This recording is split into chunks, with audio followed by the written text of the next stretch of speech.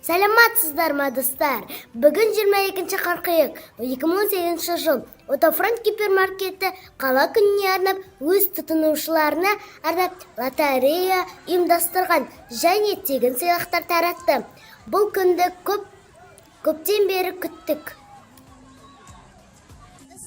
Мен лотереяда Отофронт гипермаркетінде осындай супер ұтып алдым. Велосипед ұтып алдым. Енді айтайын боламын. 2-3 күн бұрын мен әкеммен бірге Отофронт гипермаркетіне сіздер табақ алып едім. Сол кезде маған купон берді. Солай ұтып алдым. Сіздерде ұтып алдым. Қараңыз. 742. Бүгін адам келген кезде 959. Абакарова. 1929.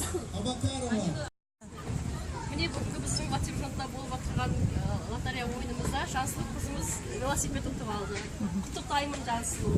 Оған да үлкен ұтыстарды ұту нәсіп етсін. Велосипед ұтты болсын, Отофронттың ұтыс ойынына қатысып осындай керемет велосипед ұтып ал. Әрқашанда осындай өміріңде ұтыстар көп болсын. Енді өскеннен кейін 10 жылдан кейін машина ұту. Осындай адам атын ақтайтын үлкен папа-мамамды қуантатын, осындай керемет жұлдыз болып өсе бер, иә? Керемет Жансұлу. Құтты болсын. Ал достар, велосипед деген ол зат, нәрсе өмірдегі қол жетпестіне емес, дегенмен сәтін беріп, жаратушымыз бен спонсорлар беріп жатса, шын көңілмен қабыл аламыз. Сіздерге сәттілік тілеймін. Әсем қала Ақтау, 55 жас құтты болсын! Бүгін